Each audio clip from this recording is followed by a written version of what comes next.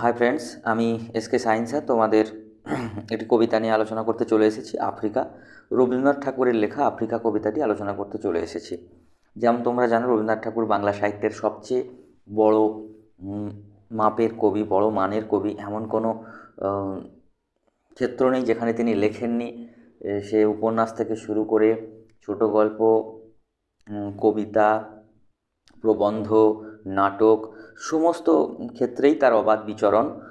তিনি এমন প্রতিভাধর কবি। 1913 খ্রিস্টাব্দে তিনি সাহিত্যের জন্য নোবেল পুরস্কার পান। তো এখানে আফ্রিকা কবিতাটি আমাদের আজকে আলোচ্য বিষয়। আফ্রিকা কবিতা বিষয়ে বলতে গেলে আফ্রিকা মহাদেশের ইতিহাস এইখানে তিনি আসলে লিখেছেন। আফ্রিকা মহাদেশের সৃষ্টির সময়কার ইতিহাস, যখন কিনা সমস্ত পৃথিবীর সাম্রাজ্য লোভী মানুষরা আফ্রিকাকে লুটে পুটে ধ্বংস করে, আফ্রিকার মানুষকে শেষ করে।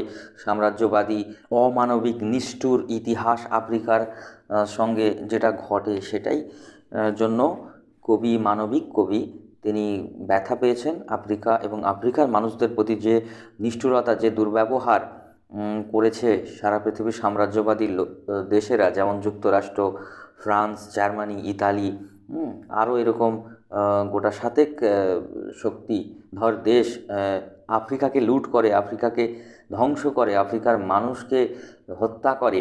এবং যে মানুষগুলো বেঁচে যায়, সেই হত্যাকাণ্ড থেকে হাজার হাজার মানুষজনকে হত্যা করা হয়, হাজার হাজার মানুষজনকে ক্রীতদাস হিসেবে তাদের দেশে আনা হয়, হাজার হাজার মানুষজনকে ওই জাহাজে বিভিন্ন রকম নিষ্ঠুরভাবে হত্যা করা হয় আনতে আনতে। তো সে এক ক্ষতবিক্ষত ইতিহাস। মানব সভ্যতার এইসব উন্নত দেশগুলো নিজেদেরকে খুব সুশিক্ষিত, মার্জিত দেশ বলে দাবি করে, সভ্য মানুষ বলে দাবি করে, কিন্তু আদপে যে নিষ্ঠুর ইতিহাস, সেটাই কবিতায় কবি আসলে ধরেছেন। যাকে আমরা কবিতায় ঢুকে আসি। আরও বিষয়বস্তু, আরও আলোচনা আছে। কবিতা পড়তে পড়তে আমরা সেই ইতিহাসটা জেনে নেব। উদ্ভ্রান্ত সেই আদিম যুগে স্রষ্টা যখন নিজের প্রতি অসন্তোষে নতুন সৃষ্টিকে বারংবার করছিলেন বিধ্বস্ত, তার সেই অধৈর্যে ঘন ঘন মাথা নাড়ার দিনে রুদ্র সমুদ্রের বাহু প্রাচীর ধারিত্রীর বুক থেকে ছিনিয়ে নিয়ে গেল তোমাকে আফ্রিকা, বাঁধলে তোমাকে বনস্পতির নিবিড় পাহারায় কৃপণ আলোর অন্তপুরে। উদ্ভ্রান্ত সেই আদিম যুগে যখন ধরে নিয়ে আমরা যখন সৃষ্টি হয়েছিল পৃথিবী, সেই পৃথিবী সৃষ্টির সঙ্গে সঙ্গে বিভিন্ন দেশ মহাদেশ সৃষ্টি হয়েছিল, আফ্রিকাও সৃষ্টি হয়েছিল। তো উদ্ভ্রান্ত সেই আদিম যুগে স্রষ্টা যখন নিজের প্রতি অসন্তোষে নতুন সৃষ্টিকে বারংবার করিতেছিলেন বিধ্বস্ত। তো যখন এই আফ্রিকা মহাদেশ সৃষ্টি হয়েছিল, তখন তাতেও বিভিন্ন প্রাকৃতিক যে দুর্যোগ, আগ্নেয়োৎপাত হেন থেকে শুরু করে বিভিন্ন রকমের প্রাকৃতিক দুর্যোগ, সমস্ত কিছুর ওপরে ভূমিকম্প, সমস্ত কিছু ঘটতে থাকে। সেই যে নিজের সৃষ্টিকে বিধ্বস্ত করছিল সৃষ্টিকর্তা যেন সেই সময়, তার সেই অধৈর্যে ঘন ঘন মাথা নাড়ার দিনে। তো মাথা নাড়ার দিনে মানে কি, মানে আসলে ভূমিকম্প, এইসব যে প্রাকৃতিক দুর্যোগগুলো, রুদ্র সমুদ্রের বাহু প্রাচী ধরিত্রীর বুকের থেকে, রুদ্র সমুদ্রের বাহু পশ্চিম দিকে অবস্থিত। তো এটা কিন্তু আগে এরকম ছিল না। এটা কিন্তু অনুমান করছেন আর কি, বৈজ্ঞানিকরা অনুমান করেছেন যে ভারত ও আফ্রিকা সম্ভবত একসঙ্গে যুক্ত ছিল মহাদেশ। কিন্তু ওই যে বলছে প্রাচী ধরিত্রীর বুক থেকে ছিনিয়ে নিয়ে গেল তোমাকে আফ্রিকা। তো এখানে কোনো ভূমিকম্পের ফলে কিংবা বহু বছর ধরে প্রাকৃতিক যে সমস্ত পরিবর্তনের ফলে এই মহাদেশ ভারতবর্ষ থেকে বিচ্ছিন্ন হয়ে চলে গেছে। কবি এইটাকেই এইভাবে তিনি ব্যাখ্যা করেছেন। বাঁধলে তোমাকে বনস্পতির নিবিড় পাহারায় কৃপণ আলোর অন্তপুরে। তো সেই মহাদেশ, সেই আফ্রিকা মহাদেশ কি হয়েছে না, বনস্পতি বা বিশাল গাছপালা, জঙ্গল, প্রাকৃতিক যে সমস্ত দুর্লভ সম্পদ, সেই সব কিছু দিয়ে সেই আফ্রিকা মহাদেশে ভর্তি হয়ে আছে। এবং সেইখানে গাছ এত ঘন, জঙ্গল এত ঘন যে আলো পৌঁছায় না সেই আফ্রিকা মহাদেশের স্থলভাগে, যেন আলো পৌঁছায় না। কৃপণ আলো মানে এখানে কি বন্ধুরা, খুবই অল্প আলো পৌঁছায় সেই আফ্রিকা মহাদেশের বড় ঘন গাছপালার তলায় যে স্থলভাগ থাকে, সেইখানে আলো খুবই সামান্য পৌঁছায়। এই জন্য কবি এই শব্দটা ব্যবহার করেছেন, কৃপণ আলোর অন্তপুরে। যেখানে নিভৃত অবকাশে তুমি সংগ্রহ করছিলে দুর্গমের রহস্য, চিনছিলে জলস্থল আকাশের দুর্বোধ সংকেত, প্রকৃতির দৃষ্টি, অতীত জাদু। তো যাকে যেখানে নিভৃত অবকাশে তুমি সংগ্রহ করছিলে দুর্গমের রহস্য, তাহলে সেই মহাদেশ যা কিনা দুর্গম, সহজে যাওয়া যায় না সেই মহাদেশে, হ্যাঁ সেই মহাদেশ সহজগম্য নয় মোটেও। বন জঙ্গল আকাশের দুর্বোধ্য সংকেতে, প্রাকৃতিক যে দৃষ্টি, অতীত জাদু, সমস্ত কিছু, সমস্ত মহাদেশ যে বৈচিত্র্য অন্য পৃথিবীর অন্য মহাদেশের থেকে আফ্রিকা মহাদেশ একেবারে আলাদা, তার বৈচিত্র্য সম্পূর্ণ আলাদা। তো সেটা রহস্য আবৃত একটা মহাদেশ, তার সম্পর্কে তেমন কিছু অন্যান্য মহাদেশে তেমন খুব বেশি তথ্য ছিল না। সেখানের মানুষজন ছিল একবারে মানে প্রকৃতির কোলে লালিত পালিত, সেই প্রাচীন সেই প্রথাগুলোকে, মানে প্রাচীন কৌশলে তারা জীবনযাপন করত। আর সব জায়গায় সভ্যতার আলো পৌঁছে গেছিলো, শিক্ষার আলো পৌঁছে গেছিলো, কিন্তু এইখানে কিন্তু তা পৌঁছায়নি। তারা ওই মানুষরা, সহজ সরল মানুষরা প্রকৃতির কোলে জঙ্গলে ওই পশু শিকার করে গাছপালা ফলমূল খেয়ে থাকছিল। মন্ত্র জাগাচ্ছিল তোমার চেতনাতীত মনে, বিদ্রূপ করছিলে ভীষণকে বিরূপের ছদ্মবেশে, শঙ্কাকে চাচ্ছিলে হার মানাতে, আমাকে আপনাকে উগ্র করে বিভীষিকার প্রচণ্ড মহিমায় তাণ্ডবের। এই যে আফ্রিকা যে সভ্যতা গড়ে উঠেছিল, সেটা প্রকৃতি মা যেন নিজের কোলের ভিতরে তাকে রেখেছিল, এবং তাকে যে সমস্ত জীববৈচিত্র্য, প্রাকৃতিক সৌন্দর্যে ভরে বন জঙ্গল, একদিকে পাহাড় পর্বত, এই সমস্ত কিছু যেন সুসভ্য সমাজ বলতে যা বোঝায় তার থেকে আড়াল করে তাকে রেখেছিল প্রকৃতি মা। তো এইখানে যে সংস্কৃতি বা জীবনধারা তখনও গড়ে ওঠেনি, হ্যাঁ সভ্য সংস্কৃতির জীবনধারা গড়ে ওঠেনি তখনও পর্যন্ত। তো আফ্রিকার চেতনাতীত মনে জেগে উঠেছিল কি হয়েছে, অতীত জাদু মন্ত্রে দীক্ষিত দৃষ্টি। মানে কি, মানে আফ্রিকা যেন সেই আধুনিক লোকচক্ষুর আড়ালে গড়ে ওঠা একটা মহাদেশ, সেই রকম করে সে গড়ে উঠেছিল। হায় ছায়াবৃতা কালো ঘোমটার নিচে, অপরিচিত ছিল তোমার মানব রূপ উপেক্ষার আবিল দৃষ্টিতে। হায় ছায়াবৃতা, ছায়াবৃতা বলা হয়েছে কেন? কেননা এই মহাদেশ প্রচুর গাছপালা দিয়ে ভরা, জঙ্গল, একটা সময় পর্যন্ত গভীর জঙ্গল, দুর্গম গভীর জঙ্গলে ঢাকা ছিল এই মহাদেশ, জঙ্গল পাহাড় পর্বতে ঢাকা। কালো ঘোমটার নিচে অপরিচিত ছিল তোমার মানব রূপ। তাহলে সারা বিশ্বের কাছে এই মহাদেশ ছিল অপরিচিত, এই মহাদেশ ছিল দুর্গম, উপেক্ষার আবিল দৃষ্টিতে। তাহলে সবাই এই মহাদেশকে উপেক্ষা করেছিল তখন, সেই প্রাচীন যুগে। সবাই ভাবতো যে কী এমন মহাদেশ, অন্ধকারে ঢাকা, শুধু বন জঙ্গল ছাড়া কিছুই নেই, মানুষের বসবাসের অযোগ্য এ মহাদেশ। তো এইরকমই ভাবনা ছিল বলে মানুষ তখনও পর্যন্ত উপেক্ষা করেছিল। তারপর এলো ওরা লোহার হাতকড়ি নিয়ে, কিন্তু একটা সময় পর্যন্ত পৃথিবীর মানুষরা, সাম্রাজ্যবাদী মানুষরা, লোভী নিষ্ঠুর অমানবিক মানুষরা এই মহাদেশকে উপেক্ষা করে গেছে, এই মহাদেশকে অবহেলা করে গেছে। কিন্তু যখনই তারা দেখতে পেল, শুনলো এখানে মহান প্রাকৃতিক সম্পদে ভরা, গাছপালা, সোনা দানা, পশু পাখি সমস্ত একবারে আলাদা, যখন তারা এইসব খবর গিয়ে পৌঁছালো ওই সভ্য দেশগুলোর হাতে, তখন সভ্য এবং তথাকথিত শিক্ষিত মার্জিত দেশগুলোর হাতে তারা কি করলো, তারা ছুটে এলো সবাই জাহাজ নিয়ে। যেমন করে কলম্বাস গিয়েছিল, কলম্বাস যে আদিম আমেরিকানদের উপরে ঝাঁপিয়ে পড়েছিল, গিয়ে কলম্বাস কয়েক লাখ আমেরিকান আদিম অধিবাসীকে হত্যা করে, মেরে কেটে কুচিয়ে, তাদের সম্পদ লুট করে তাদেরকে কৃতদাস বানিয়ে ছেড়েছিল, অথচ ওরা নিজেদেরকে সভ্য জাতি বলে গর্ব করে। তো যাকে সেই রকমই এলো সাম্রাজ্যলোভী নিষ্ঠুর মানুষজন, এলো লোহার হাতকড়া নিয়ে। নখ তাদের তীক্ষ্ণ তোমার নেকড়ের চেয়ে। তো নেকড়ে একটা জন্তু, তারা নিছকই খাবার জন্য শিকার করে, তারা হিংস্র বটে, কিন্তু তারা শুধুমাত্র খিদের জন্য শিকার করে। কিন্তু মানুষের মতো নিষ্ঠুর জীব, অমানবিক জীব তো পৃথিবীর কিংবা এই ইউনিভার্সে আছে কি না সে বিষয়ে সন্দেহ আছে। তো সেই নিষ্ঠুর জীব, সেই সাম্রাজ্যবাদী জীবেরা ছুটে গেল কোথায়? তাদের তীক্ষ্ণ লোভী নেকড়ের মতো থাবা নিয়ে এলো মানুষ ধরার দল।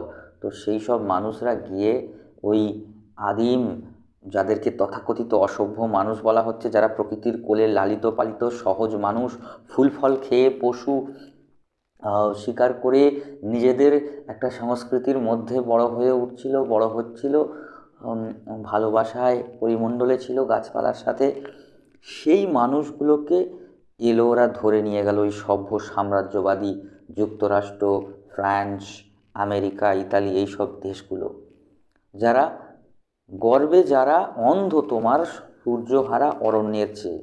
তো এই অরণ্যে সূর্য পৌঁছাতো না, প্রায় সূর্যের আলো পৌঁছাতো না, সভ্যতার আলো পৌঁছাতো না বলে বলা হচ্ছে আফ্রিকায়। কিন্তু তার থেকেও নিষ্ঠুর এই সব, যাদের এই সভ্য বলে তথাকথিত দাবি করছে মানুষজন, সভ্যের বর্বর লোভ নগ্ন করলো আপন নির্লজ্জ অমানসিকতা। ওই যে বললাম সভ্য বলে নিজেদেরকে দাবি করতো ওই সব দেশগুলো, এখনও দাবি করে খুবই। তো সেই সব দেশগুলো কি করেছে আদপে প্রাচীন যে আমেরিকা ছিল, আফ্রিকা ছিল, কিংবা ভারতবর্ষ, কিংবা চীন, কিংবা বিভিন্ন পৃথিবীর দেশে যারা উপনিবেশের নাম করে আসলে লুটপাট করেছে, মানুষকে হত্যা করেছে, অত্যাচার করেছে কোটি কোটি বছর ধরে, হাজার হাজার বছর ধরে, একটু আবেগপ্রবণ হয়ে কোটি কোটি বলে ফেলেছে। তো সেই সভ্যের বর্বর লোভ নগ্ন করলো আপন নির্লজ্জ অমানসিকতা। তো তারা এত অমানবিক, এত নির্লজ্জ, ভাবা যায় না। তোমার ভাষাহীন ক্রন্দনে বাষ্পাকুল অরণ্য পথে পঙ্কিল হলো ধূলি, তোমার রক্তে অশ্রুতে মিশে দস্যু পায়ের কাঁটা মারা জুতোর তলায় বিভৎস কাদার পিণ্ড। তো তোমার ভাষাহীন ক্রন্দনে, এই যে এখানকার আদিম যে আদিবাসী আফ্রিকার কিংবা আমেরিকার, যেখানে আর পৃথিবীর বিভিন্ন দেশে যেখানে কিনা সভ্য মানুষরা, তথাকথিত সভ্য মানুষরা গিয়ে সাম্রাজ্যবাদের নামে লুটপাট, কোটি কোটি মানুষকে হত্যা, লাখ লাখ মানুষকে হত্যা, সম্পদের লুটপাট চালিয়েছে বহু বছর ধরে, এবং সেই মানুষগুলোকেই নিয়ে গেছে কৃতদাস বানিয়ে অত্যাচার করে মারা হয়েছে তাদেরকে। তো সেই ভাষাহীন ক্রন্দনে, আফ্রিকার আদিম নিবাসীদের ভাষাহীন ক্রন্দনে সারা আকাশ বাতাসে যেন বাষ্প, চোখের জল, তাদের চোখের জল মিশে গেল তোমার রক্তে অশ্রুতে মিশে দস্যু পায়ের কাঁটা মারা জুতোর তলায় বিভৎস কাদার পিষে। তাদের স্বাধীনতা, তাদের যে সুখে থাকা জঙ্গলের ভিতরে, তারা তো কারো বাড়া ভাতে ছাই দিতে আসেনি, কিন্তু তাদের সমান মর্যাদা দেওয়া হয়নি। তাদেরকে বহু বছর ধরে এইভাবে বহু দেশ, সাম্রাজ্য, ঔপনিবেশিকতার নামে লুট করেছে, অত্যাচার করেছে, শেষ করেছে। তো তাদের স্বাধীনতাকে শেষ করা হয়েছে এইভাবে, তাদের সুখের জীবনকে নষ্ট করা হয়, চিরচিহ্ন দিয়ে গেল তোমার অপমানিত ইতিহাসে। তো এই যে ইতিহাস, এই ক্ষতবিক্ষত ইতিহাস, নিষ্ঠুরতার ইতিহাস, সাম্রাজ্যবাদের ইতিহাস, এই ইতিহাস আবার ওদের দেশে, মানে এই যদি আমরা এই দেশগুলোতে যাই, যুক্তরাষ্ট্র, France, America, Britain, Germany, Italy, এই সব দেশে আবার এইগুলোকে বিজয় উল্লাস হিসেবে দেখানো হয়েছে ইতিহাসে। এদের ইতিহাসটা অন্যরকম। এই যে এরা ক্ষমতার ইতিহাস লেখে, এরা জিতেছে, ওই সব নিষ্পাপ মানুষগুলোকে অত্যাচার করে জিতেছে, এবং সেই জয়ের ইতিহাস লেখা আছে তাদের ইতিহাসে। কিন্তু অন্যান্য শুভবুদ্ধি সম্পন্ন মানুষরা জানে আসলে এটা জয়ের ইতিহাস নয়, এটা হচ্ছে অমানবিকতা, নিষ্ঠুর আর লোভের ইতিহাস। সমুদ্র পারে সেই মুহূর্তেই তাদের পাড়ায় পাড়ায় মন্দিরে বাজছিল পূজার ঘণ্টা। সকালে সন্ধ্যায় দয়াময় দেবতার নামে শিশুরা খেলছিল মায়ের কোলে। আচ্ছা, দেবতার নামে সমুদ্র পাড়ের সেই মুহূর্তে তাদের পাড়ায় পাড়ায়। এবারে ওই যে সাম্রাজ্যবাদী লোভী শিক্ষিত জাতির মানুষরা কি করেছে, তারা তো তাদের ভিতরে আবার কি আছে, প্রেম ভালোবাসা আছে ঈশ্বরের প্রতি। তারা এখান থেকে লুটপাট করে নিয়ে যাবে, গিয়ে আবার তাদের দেশের সেই বিলাসিতা, উৎসবের মধ্যে মেতে থাকবে, মোৎসবে মেতে থাকবে, আনন্দে মেতে থাকবে। তারা আবার ঈশ্বরের আরাধনা করবে। আর শিশুরা খেলছিল মায়ের কোলে। কবির সঙ্গীতে বেজে উঠেছিল সুন্দরের আরাধনা। সেই দেশের কবিরা আবার সঙ্গীতে মেতে ওঠে। সেইখানে এই নিষ্ঠুরতার ইতিহাস বলে কিছু নেই, তাদের দেশে জয়োল্লাস হচ্ছে, আনন্দ হচ্ছে। আমাদের দেশ থেকে যেভাবে 200 বছর ধরে সব ধনসম্পদ লুটপাট করে ভারতবর্ষকে একটা ভিখিরি দেশ বানিয়ে ছেড়েছিল, সেই রকমই ওদের দেশের কিন্তু কবি সাহিত্যিক আর দার্শনিকরা আর ইতিহাস কারকরা তারা তাদের নিজেদের জয়ের ইতিহাস হিসেবে এটাকে লিখেছে। তো যাই হোক, ওইখানে আবার সুন্দরের আরাধনা চলছে। যারা এত নিষ্ঠুর, এত লোভী, এত অসুন্দর কাজ করে বেড়ালো পৃথিবীতে, তারা আবার নিজের দেশে গিয়ে সুন্দরের আরাধনা করলো, দেবতা বা ধর্মের আরাধনা করলো। ধর্ম কি মানুষকে শিখিয়েছে এত নিষ্ঠুরতা? তো এই বিপরীত একটা ধারণা কবির মনে হয়েছে, তাই তিনি লিখেছেন যে এমন বিপরীত মানুষ, একদিকে চলছে ধর্মের আরাধনা, সুন্দরের আরাধনা, অন্যদিকে চলছে অধর্মের আর অসুন্দরের নিষ্ঠুরতার আরাধনা। আজ যখন পশ্চিম দিগন্তে প্রদোষকাল, ঝঞ্ঝা বাতাসের ঊর্ধ্বশ্বাস, যখন গুপ্ত গহ্বর থেকে পশুরা বেরিয়ে এলো, অশুভ ধ্বনিতে ঘোষণা করলো দিনের অন্তিম কাল। এসো যুগান্তরের কবি, আসন্ন সন্ধ্যার শেষ রশ্মিপাতে দাঁড়াও ওই মানহারা মানবীর দ্বারে, বলো ক্ষমা করো। হিংস্র প্রলাপের মধ্যে সেই হোক তোমার সভ্যতার শেষ পুণ্যবাণী। তো আজ যখন পশ্চিম দিগন্তে প্রদোষকাল, ঝঞ্ঝা বাতাসের ঊর্ধ্বশ্বাস। পশ্চিম দিগন্ত বলতে এখানে পশ্চিমের দেশগুলোর কথা বলছে। পশ্চিমের যে সাম্রাজ্যবাদী দেশগুলো রয়েছে, সেই সব দেশগুলো সেই সময় যে অসন্তোষ, সেই সব দেশগুলোতে সেই ক্রমবর্ধমান লোভ, ক্ষোভ, মোহ আর সাম্রাজ্য আরও বাড়ানোর যে খিদে, তাদের ভিতরে আরও বেশি ধনসম্পদ লোটবার যে খিদে, সেই সব কিছু তখন তুঙ্গে তাদের ভিতরে। যখন গুপ্ত গহ্বর থেকে পশুরা বেরিয়ে এলো, পশু বলতে এখানে মানবরূপী পশু, যারা নিষ্ঠুর, যারা হিংস্র, যারা সভ্যতার নামে অসভ্য, যারা অমানবিক, সেই তাদেরকে এখন পশু বলা হচ্ছে। অশুভ ধ্বনিতে ঘোষণা করলো দিনের অন্তিম কাল। তো চারিদিকে অশুভ ধ্বনি বেজে উঠেছে।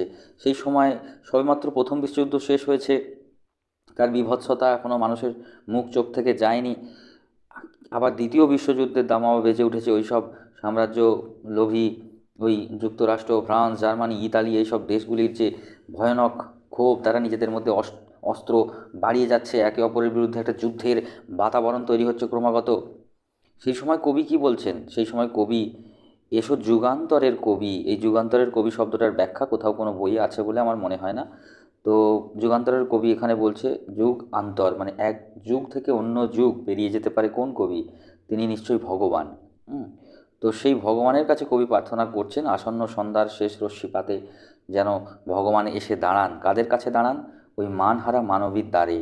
আফ্রিকায় নিপীড়িত, নির্যাতিত, নিহত, আহত, কৃতদাস হয়ে যাওয়া সেই যে মানুষজন, যারা শুধুমাত্র ধনী রাষ্ট্রগুলোর হাতে অপমানিত হয়েছে, তাদের হিংস্র লোভের থাবা তাদের শেষ করে দিয়েছে, সেই মানহারা মানবীর দ্বারে সেই আফ্রিকান মানুষগুলোর কাছে যেন ভগবান এসে দাঁড়ান, আর সমস্ত বিশ্ব যেন তার কাছে ক্ষমা চায়। সমস্ত বিশ্ব যেভাবে তাকে লুণ্ঠিত করেছে, যেভাবে তাকে শেষ করেছে, সাম্রাজ্যবাদ কিংবা উপনিবেশিকতাবাদের উপর ভিত্তি করে তারা যেভাবে সারা আফ্রিকাকে ধ্বংস করেছে, তার জন্য তাদের সারা বিশ্বের ওই ইউরোপের দেশগুলো আফ্রিকার কাছে ক্ষমা চাওয়া দরকার। এবং একমাত্র ক্ষমাই পরম ধর্ম। এই ক্ষমাই পারে শেষ পর্যন্ত সভ্যতাকে টিকিয়ে রাখতে। ক্ষমা বা শান্তির বাণী শেষ পর্যন্ত মানবতাবাদী কবি মহান রবীন্দ্রনাথ ঠাকুর তিনি প্রচার করে গেলেন শেষ পর্যন্ত। তিনি চান এই সভ্যতা টিকে থাকুক, সব কিছু আবার শান্তি ফিরে আসুক সব কিছুতে। ওই সাম্রাজ্যবাদী শক্তিগুলো ক্ষমা অন্তত চেয়ে নিক আফ্রিকার কাছে। তো বন্ধু, আশা করি তোমাদের ভালো লেগেছে কবিতাটা। আর আমাকে কমেন্টার করে জানাও তোমরা কোন কবিতা শুনতে চাও। আমার চ্যানেলটাকে সাবস্ক্রাইব করবে, বেশি বেশি করে শেয়ার করে দেবে। বাই, ভালো থেকো সবাই। তো বন্ধুরা, এই কোয়েশ্চেনগুলো আমরা লিখে ফেলবো খাতায় বা স্ক্রিনশট তুলে নেব এবং সেই মতো পরীক্ষায় সময় প্রস্তুতি নিয়ে যাব। আশা করি অনেক ভালো মার্কস আসবে। সবাইকে বিদায় জানিয়ে ভালো থেকো বন্ধুরা, বাই।